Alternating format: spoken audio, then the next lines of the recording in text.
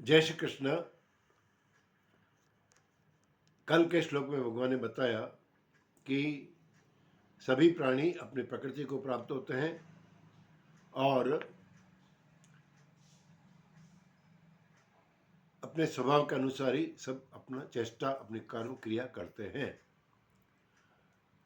और जो राग द्वेष से युक्त होकर कर्म करता है वो उसको कर्म बंधनकारी होते हैं, और राग द्वेष रहित करता है उसको कर्म बंधनकारी नहीं होते हैं। तो भगवान आगे राग द्वेष का और स्पष्ट समझाने के लिए श्लोक नंबर 34 में कह रहे हैं। भगवद गीता अध्याय 3 श्लोक नंबर 34। इंद्रियस्येन्द्रियस्यार्थे रागद्वेषौ व्यवस्थितौ तयोर्न वशमागच्छेत् तौ यस्य परिपन्थिनौ। इंद्रियस्य अर्थे रागद्वेषौ व्यवस्थितौ तयोः न वशम् आगच्छेत् तौ हि अस्य परिपन्थिनौ। इंद्रियस्य मतलब इंद्रिय के, इंद्रियस्य अर्थे मतलब इंद्रिय के विषय में, अर्थे ये सप्तमी विभक्ति है। तो इंद्रिय का इंद्रियों के विषय में राग द्वेषो, राग और द्वेष, राग का मतलब आसक्ति और द्वेष का मतलब होता है विरक्ति, मतलब उससे नफरत, घृणा। व्यवस्थित मतलब व्यवस्था के अनुसार। तयोहो, तयोहो मतलब षष्ठी विभक्ति है, द्विवचन है। तयोहो मतलब उन दोनों के, वशम मतलब वश में, आगच्छेत नहीं आना चाहिए, न आगच्छेत मतलब नहीं आना चाहिए। क्यों?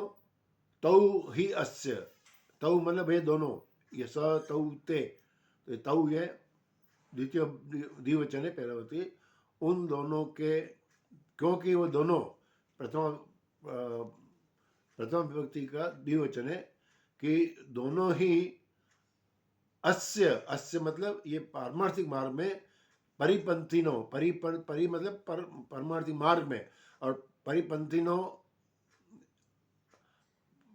ये विघ्न डालने वाले हैं, मतलब शत्रु हैं ये।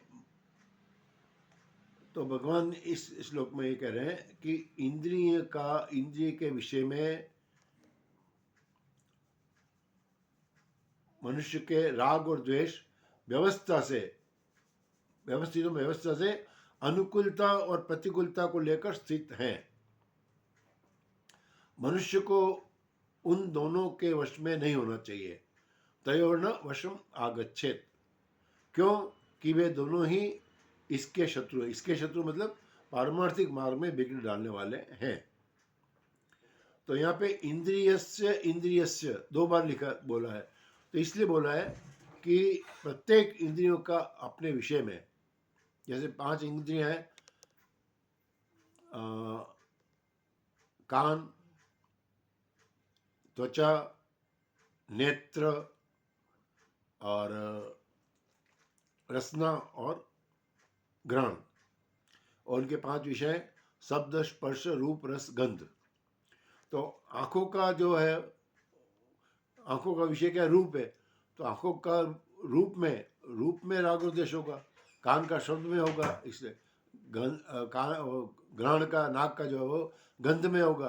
तो अपने इंद्रियों का अपने अपने विषयों में राग द्वेष व्यवस्थित होता है। और राग द्वेष क्या होता है? अनुकूलता प्रतिकूलता के अनुसार होता है।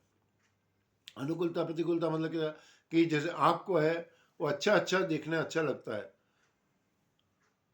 कान को है वो अच्छे शब्द सुनने, अच्छी बातें सुनना अच्छा लगता है, बुरी बातें उसमें अच्छा नहीं लगता है। तो अनुकूल जो विषय होता है उसमें राग होता है, और प्रतिकूल विषय में द्वेष होता है। मतलब विषय में, एक्चुअल में विषय में कोई राग और द्वेष नहीं होता है, वो अपने अनुकूलता और प्रतिकूलता के अनुसार होता है। तो हर आदमी का अपने अपने हिसाब से अनुकूलता प्रतिकूलता होती है।